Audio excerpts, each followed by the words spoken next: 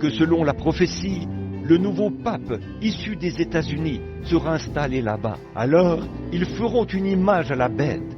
Et je vous le dis, la véritable Église de Dieu sera forcée de se rassembler.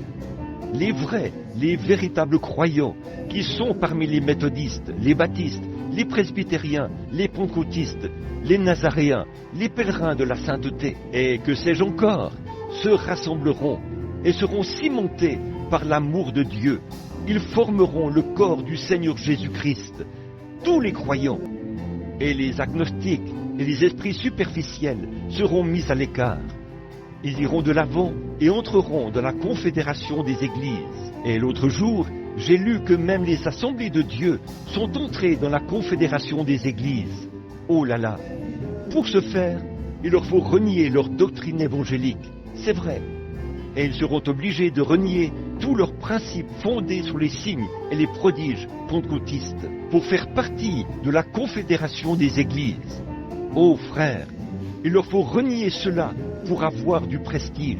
Je préférerais, comme je l'ai souvent dit, rester couché à plat ventre, boire de l'eau plate, manger des crackers, être populaire aux yeux de Dieu, être son serviteur de Dieu, que d'avoir ce que ce monde a de meilleur.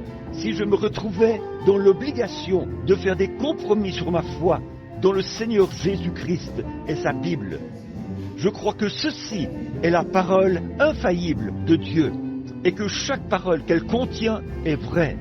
Oui, monsieur. Bon, là, nous allons voir comment ils se comportaient.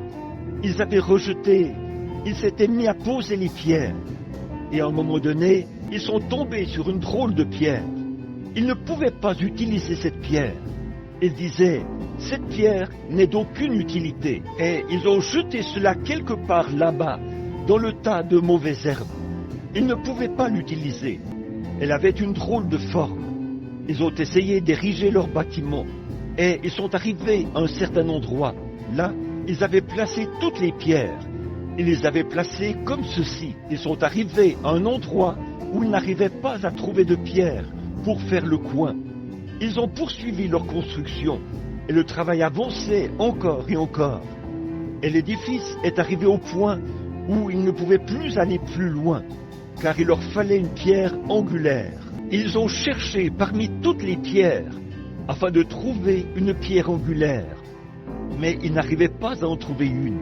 Et tout à coup, quelqu'un s'est avancé vers le tas de mauvaises herbes, et la pierre même qu'ils avaient rejetée était la pierre angulaire.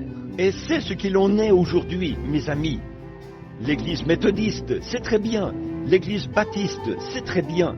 L'Église presbytérienne, les pentecôtistes, les nazaréens, les pèlerins de la sainteté, peu importe laquelle, elles sont très bien. Mais ce qu'il y a, frères, c'est qu'ils rejettent la vraie pierre angulaire. Voilà pourquoi l'Évangile n'est pas proclamé dans le monde entier, avec de la puissance, des signes et des démonstrations, parce que les dénominations retranchent la puissance même de ce qui est phénoménal. Lorsqu'ils disent « les jours des miracles sont passés », la guérison divine, ça n'existe pas. Le parler en langue, ça n'existe pas.